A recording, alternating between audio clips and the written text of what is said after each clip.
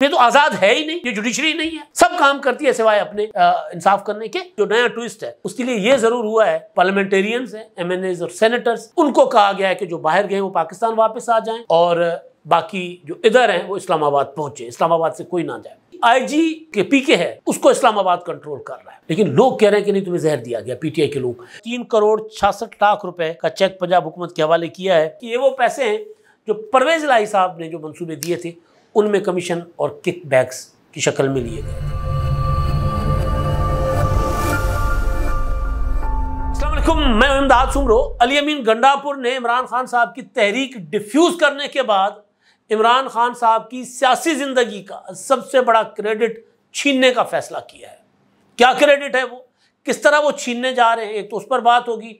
दूसरा, एक जज हुआ करते थे हमारे यहाँ बाबा रहमते, जो इंसाफ नहीं फराहम करते थे, जो डैम बनाते थे। पाकिस्तान भी एक अजीब मुल्क है जहाँ चमत्कार होते हैं, जहाँ पर अदालतें इंसाफ नहीं देती, लश्कर इंसाफ किया करते हैं, जहाँ पर कानून बनाने वाली, आइन बनाने वाली पार्लियामेंट को कहा जाता है कि तुम आइन और कानून नहीं बना सकते, जजेस आइन और कानून बनाएंगे। तो उस हवाले से भी एक बहुत बड़ा ट्विस्ट है आज की सियासत में। परवेज इलाही साहब से दावा किया जा रहा है कि करप्शन का पैसा वसूल किया गया है, और एक और मामला है, और वो मामला है जहर खुरानी का, जहर देने का।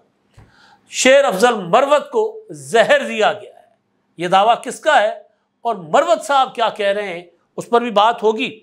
और आगाज़ मेरा ख्याल है कि वो जो एक बड़ा तनाज़ा कल रात से चल रहा है बिलावल भुट्टो जरदारी के एक इंटरव्यू से, महर बुखारी को उन्होंने इंटरव्यू दिया दुनिया टीवी के लिए, और बिलावल भुट्टो बिल्कुल क्लियर हैं, आप उससे इख्तलाफ कर सकते हैं, आप उससे इत्तफाक कर सकते हैं उनके पॉइंट ऑफ व्यू से, लेकिन वो बड़ा क्लियर है, उसके पास दलील है और पूरी दलील है। वो ये नहीं है कि वो अगर मगर चूके चुनाचे, मतलब मेरी एक दोस्त से बात हो रही थी और वो आजकल जो आइनी इस्लाहात हैं उनके खिलाफ है। वो ये कहते हैं कि पार्लियामेंट का अख्तियार है, लेकिन जिस तरह की जा रही आइनी इस्लाहात में उसके खिलाफ है। फिर बात आई कि आइनी अदालत की, तो कह रहे नहीं मैं आइनी अदालत के भी खिलाफ हूँ। फिर बात मैंने उनसे सवाल पूछा कि जो जुडिशरी है पाकिस्तान की, जो ग्रुप बन के बैठे रहती है और जो एक नजर आ रहा होता है कि वो एक शहर उसके ऊपर डोमिनेट कर रहा होता है, या और उसमें फिर तासुर बड़ा खतरनाक जाता है, या एक चैम्बर या कुछ ग्रोह वकला के वो जुडिशरी के ऊपर हावी होते हैं, और कभी कभी फिर जुडिशरी जो है वो अपने घर वालों की मोहब्बत में आकर फैसले देती है, जिस तरह उमर रज़ा बंदयाल और साकिब निसार साहब करते रहे कि मोहब्बतें किसी की निभा पाकिस्तान की आवाम ने अदालती फैसलों के ज़रिए रहे हैं वो। तो मैंने कहा इस तरह की जुडिशरी जो है उसके ऊपर अगर पार्लियामेंट अपना सबक सीख कर कि यार ये जुडिशरी तो चल ही नहीं सकती, उसमें कोई इस्लाहात आएँ, तो इसमें अदालती आज़ादी, अदलिया की आज़ादी कहाँ से आ गई, वो उस बात से मुत्तफिक। मगर वो साहब कह रहे थे कि नहीं, लेकिन जो तरीक़ेकार है, मैंने कहा तरीक़ेकार पर हम सवाल उठा सकते हैं, बिल्कुल बात कर सकते हैं। बुनियादी इंसानी हुकूक़ के ख़िलाफ़ कोई तरमीम नहीं हो सकती, ना होनी चाहिए। अदलिया की आज़ादी के ख़िलाफ़ कोई तरमीम नहीं हो सकती, ना होनी चाहिए। मगर जो अदलिया हमारे पास है वो क्या उसके पास आज़ादी है? मेरा फ़ोन बज रहा था, क्या वो आज़ादी के साथ फैसले कर रही है, या वो आइन और कानून से आज़ाद होकर फैसले कर रही है? बुनियादी सवाल ये है। आइन और कानून से आज़ाद अदलिया और आज़ाद अदलिया में बहुत फ़र्क होता है। वो आज़ाद अदलिया जो जब जज बन जाए वो कहें कि जी फैसले तो मैं करूँगा। या आज जो डैम फंड का मामला था उसमें चीफ जस्टिस साहब ने कहा कि भाई ये क्या मंतक है कि आप फैसलों को नज़ीर बना रहे हैं, आइन और कानून आपके सामने पड़ा है, आइन और कानून के तहत क्या सुप्रीम कोर्ट डैम बना सकती है, क्या सुप्रीम कोर्ट कोई फंड कायम कर सकती है? नहीं कर सकती। तो मामला बड़े वाज़ेह और क्लियर हैं, लेकिन मसला ये है कि बुग़्ज़ माविया में कि जी क्योंकि ये हमारे वो लोग कर रहे हैं जिनको हम सियासी तौर पर पसंद नहीं करते, तो लिहाजा ये आइनी तरमीम में नहीं होनी चाहिए। तो बिलावल भुट्टो जरदारी साहब ने महर बुखारी साहब के प्रोग्राम में कहा कि देखें, उनसे मंसूर अली शाह साहब का सवाल हुआ तो वो तो बड़े क्लियर हो कहते ना काजी ना मंसूर, मेरा किसी से कोई मसला नहीं है, जो भी चीफ जस्टिस बन हो वो हो। काजी फाजिल साहब रिटायर हो रहे हैं, सो बिस्मिल्लाह, मंसूर अली शाह साहब चीफ जस्टिस हो रहे हैं, लाख बिस्मिल्लाह, आ जाए। लेकिन उन्होंने कहा कि जी मुझे इस बात का यकीन नहीं है कि मंसूर अली शाह साहब जजेस को कंट्रोल कर सकेंगे। अब ये एक जुमला है, इसका आगे एक सीक्वेंस है। मेहर बुखारी साहबा ने अपने ट्विटर हैंडल से ये वाला आधा जुमला ट्वीट कर दिया, हालाला मच गई। अच्छा, इसका मतलब है कि मंसूर अली शाह साहब के ज़रिए या चीफ जस्टिस के ज़रिए आज़ाद जजों को कंट्रोल किया जा रहा है, करने की साजिश हो रही है। हम तो कहते थे कि जनाब ये तो अदलिया के ऊपर जो है वो डाका डालने की कोशिश हो रही है। ओ भाई, अगर मेहर बुखारी साहबा ने एक आधा जुमला या उनकी टीम ने एक आधा जुमला लगा दिया, उनसे कोई गलती हो गई या उनको जो निकाल के भेजा गया होगा उन्होंने लगा दिया, कैप्शन लगा दिया, या उनकी कोई नीयत होगी कि ठीक है जी, अब क्योंकि आजकल इस तरह भी चल रहा है, प्रोपेगेंडा के लिए कुछ भी करने को तैयार हो जाते हैं हम, तो हो सकता है मेहर बुखारी ने ये किया हो। लेकिन इंटरव्यू पूरा सुन लें तो वो फिर पूरा का पूरा क्लिप जब पीपल्स पार्टी के मीडिया सेल ने कहा कि भाई ये तो सिर्फ एक हिस्सा है, स्याको सबाक तो और है। फिर मेहर बुखारी साहबा के सवाल और बिलावल भुट्टो के पूरे जवाब के साथ तकरीबन कोई 2-1 मिनट का जो वीडियो क्लिप है वो सुन लें तो बात पता चल जाती है। वो ये कहते हैं, मुझे यकीन नहीं है कि मंसूर अली शाह साहब जो है वो इन जजों को कंट्रोल कर सकेंगे या उन जजों को कंट्रोल कर सकेंगे जिनके पॉलिटिकल अजाइम हैं, जो 63A जैसी तशरीह की आड़ में आइन को रीराइट करते हैं, जो एक खास टाइमिंग के ऊपर मखसूस नशिस्तों का फैसला देते हैं। तो बात कितना फर्क है, यानी आप ये है कि वो कलमे का पहला ऐसा ला इलाहा पढ़ लो और फिर कहोगे जिसने कहा खुदा कोई नहीं है, अगला ना पढ़ो। तो ये वो काम था। तो ये प्रोपेगेंडा हो रहा है क्योंकि पार्लियामेंट के पास अख्तियार है, मुकम्मल अख्तियार है आईनी तरमीम करने का, सिवाय इंसानी हुकूक और फिर पार्लियामानी जमहूरी सिस्टम के अगेंस्ट वो नहीं कर सकती। बाकी पार्लियामेंट तमाम आईनी तरामीम कर सकती है। और फिर वो जुडिशरी, वो जज जो टके टके पर बिकते हों, जो आपके वजीर आज़म को फांसी चढ़ा दें, जो आपके वजीर आज़म को नाअहल कर दें, जो पार्लियामेंट को ब्लैकमेल करें और जो पार्टी सामने है ही नहीं, ना हकदार ना दावेदार, सारी की सारी सीटें उनको दे दें, तो वो जज अगर अवाम को इंसाफ भी फराहम ना कर रहे हो और 24 साल के बाद कत्ल के किसी मुकदमे की अपील सुनी जाए, मुलजिम बरी कर दिया जाए और पता चले कि मुलजिम तो कई साल पहले फांसी चढ़ चुका हुआ है, और फिर कई नस्लें जायदाद के तनाजे के ऊपर एक किसी शख्स ने किया हो दावा और उसका पड़पोता जो है सुप्रीम कोर्ट में खड़ा हो, तो ऐसी जुडिशरी के खिलाफ तो मतलब ये तो आज़ाद है ही नहीं, ये जुडिशरी नहीं है, सब काम करती है सिवाय अपने इंसाफ करने के। तो बात ये है कि ये जो कुछ चल रहा है उसमें प्रोपेगेंडा है, उसमें ये नहीं देखा जा रहा कि उसूली चीज़ क्या है, उसमें ये देखा जा रहा है क्योंकि जी करने वाले जो है ना आसिफ जरदारी हैं, शहबाज शरीफ हैं, बिलावल भुट्टो हैं, इनकी शक्लें हमें पसंद नहीं है, लिहाजा हम इनको आईनी तरमीम करने नहीं देंगे। वो जो मैंने कहा ना, इमरान खान साहब का एक क्रेडिट था जो अली अमीन गंडापुर उनसे छीनने जा रहे हैं, मैं उस पर आता हूँ। लेकिन आईनी अदालती मामले पर मैंने आपको कल खबर दी थी कि ये जो है अपना SCO शंघाई ताउन तंजीम की जो सरबराही कॉन्फ्रेंस है, उसके बाद फैसला किया गया है, इत्तफाक हुआ है या कभी इम्कान है कि उसके बाद, क्योंकि अभी जो है वो मुशावरत चल रही है, तो उसके बाद आईनी तरमीमी पैकेज जो है वो पार्लियामेंट में पेश किया जाए।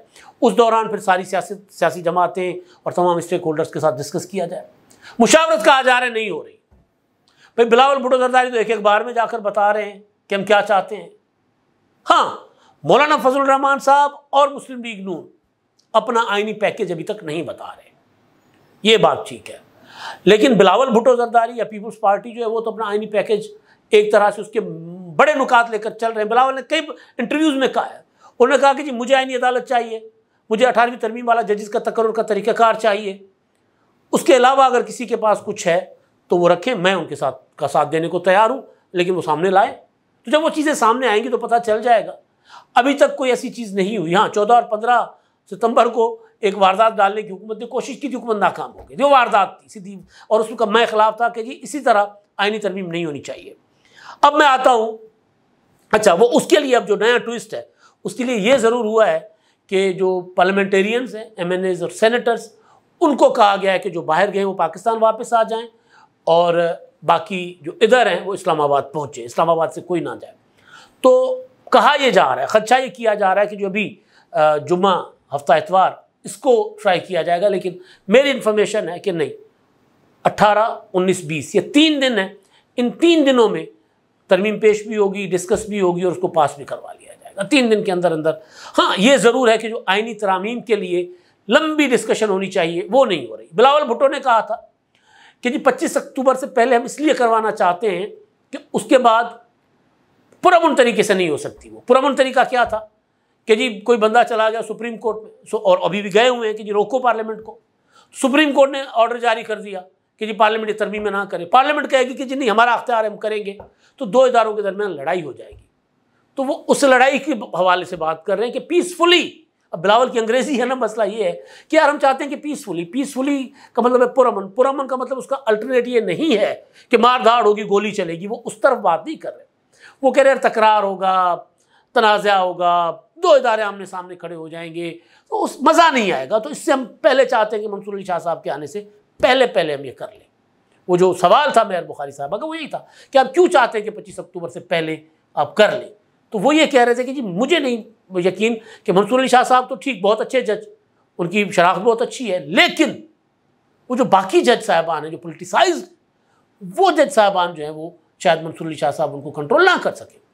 अच्छा, अब केपी के इमरान खान साहब का एक ही दावा था, एक ही दावा, और वो ये कि मैंने केपी की पुलिस को तब्दील कर लिया। हमारे दोस्त हबीब अकरम साहब अक्सर हमें कहा करते हैं कि जी इमरान खान साहब ने पुलिस इस्लाहात करके खैबर पख्तूनख्वा के लोगों की इज्जत नफ्स बहाल की है। लोगों को वो चाहिए थी, तरक्की लोग मांगते नहीं, वहाँ के लोग अस्पताल मांगते ही नहीं, वहाँ के लोग स्कूल मांगते ही नहीं है, ये हबीब अकरम साहब कहते हैं। और एक बार नहीं, बार बार कहा है, और अपने व्लॉग्स में भी उन्होंने कई बार ये बात की होगी। तो इज्जत नफ्स बहाल होगी। लोगों ने कहा हमें इज्जत चाहिए थी, हम तो ट्राइबल सोसाइटी के लोग हैं, आपने हमें इज्जत दे दी। एक एवं पुलिस वाला खड़े होकर हमें बेइज्जत कर रहा होता था। अब आपके दौरे हुकूमत में ऐसा नहीं है, तो लिहाजा लोग, इसलिए उन्होंने 2018 में भी वोट दिया और 24 में भी वोट दिया। बिस्मिल्लाह, ठीक बात है। नासिर दुरानी इस्लाहात, ये वो। पंजाब में वही इमरान खान साहब आए, नासिर दुरानी को ले आए पंजाब पुलिस में इस्लाहात के लिए, फारिग अगले दिन या अगले महीने नासिर दुरानी साहब मरहूम रिज़ाइन करके चले गए। अब खबर ये आई है कि अली अमीन गंडापुर ने 2017 का वो पुलिस एक्ट जिसमें आईजी को बाख्तियार किया गया था, उसको उसमें तरमीम करके पुलिस के सारे अख्तियारात वज़ीर आला हाउस को दिए जा रहे हैं। ये खबर है। उसके पीछे रीज़न ये है कि चंद रोज़ पहले इमरान खान साहब की जो आखिरी गुफ्तगू हुई थी सहाफ़ियों से अडियाला में, उसमें वो जो अदालत की समाअत के दौरान, उसमें खान साहब ने फरमाया था कि जी आईजी जो केपी के है उसको इस्लामाबाद कंट्रोल कर रहा है। तो जो इमरान खान साहब का एक वो था ना, क्या कहते हैं, क्रेडिट, वो वापस हो रहा है। अब ये सेम वही सूरत हाल है, प्रैक्टिस एंड प्रोसीजर एक्ट, कि जी हमने चाहा था कि जमहूरियत हो, लेकिन 2 जज साहबान जो है मंसूर अली शाह साहब और मुनीब अख्तर साहब काबिल एहतराम, वो तो प्रैक्टिस एंड प्रोसीजर कमेटी को चलने ही नहीं दे रहे, वो तो कोई मुकदमे लगने ही नहीं दे रहे। तो हम क्या करें, सुप्रीम कोर्ट को बंद कर दें, ताला लगा दें। लिहाजा सदारती ऑर्डिनेंस के जरिए तरमीम कर दी गई और तीसरा जज चीफ जस्टिस साहब के अख्तियार में आ गया कि चीफ जस्टिस जिसको मर्जी चाहे लगा दें। अब कल मंसूर अली शाह साहब अगर चीफ जस्टिस बनते हैं तो अख्तियार मंसूर अली शाह साहब के पास भी होगा। मेरी इस पर आर्गूमेंट हो सकता है कि यार ये नहीं करना चाहिए था, एक कानून बनाया था उसको ज़रा चलने देते, लेकिन फिर वही बात कि अपील ही नहीं लग रही, मखसूस नशिस्तों की अपील नहीं लग रही थी, 63A की अपील नहीं लग रही थी, ऑडियो लीक्स वाला मुकदमा नहीं लग रहा था, और बहुत कुछ है वो नहीं सुने जा रहे थे। तो ये बिल्कुल उसी तरह कि आपने आईजी को नेक नियति के साथ बेशक किया होगा आज़ाद, लेकिन अब आईजी आपके सूबे के वज़ीर आला का ऑर्डर नहीं मानता और वज़ीर आला असेंबली को रो रो कर बताता है, अली अमीन गंडापुर, कि जी मैं आ गया था इस्लामाबाद से भाग के, गिरफ्तारी से बच के हरीपुर, डीपीओ ने मुझे कहा कि नहीं जी मैं तुम्हें तहफ़्फ़ुज़ नहीं दे सकता, मेरी नौकरी चली जाएगी। तो ये इमरान खान साहब का जो क्रेडिट था वो उनसे छीना जा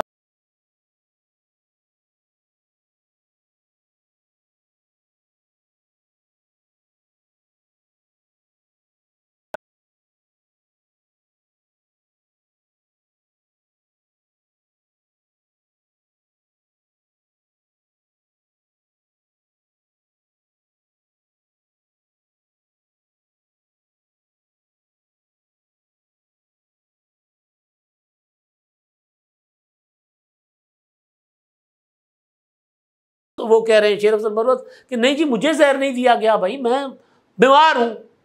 लेकिन वो कह रहे हैं नहीं तुम्हें जहर, वो कह रहे हैं मेरी रिपोर्टें देख लो, मुझे मेरे जिस्म में जहर नहीं है, मुझे कोरोना हुआ है, टाइफाइड हुआ है, मैं पड़ा हुआ हूँ, नहीं तुम्हें जहर दिया गया। ये इमरान खान साहब लोगों के अंदर जहनियत लोगों की पैदा करके जा रहे हैं। परवेज़ इलाही साहब जी, उनका एक करप्शन का मुकदमा था। अब ये भी अजीब व गरीब खबर है, नैब ने जो है वो एक जो नैब का जो है पंजाब का तर्जुमान, उसने कहा है कि जनाब 3,66,00,000 रुपए का चेक पंजाब हुकूमत के हवाले किया है। 1,72,00,000 रुपए साबिक चीफ फाइनेंशियल ऑफिसर इकराम नवीद से प्ली बार्गेनिंग में वसूल किए। और इल्ज़ाम ये लगाया जा रहा है कि ये वो पैसे हैं जो परवेज़ इलाही साहब ने जो मंसूबे दिए थे उनमें कमीशन और किक बैक्स की शक्ल में लिए गए थे। तो ये चल रहा है मुल्क में। अगले व्लॉग में फिर हाजिर होंगे, अब तक के लिए इतना ही। अल्लाह हाफ़िज़।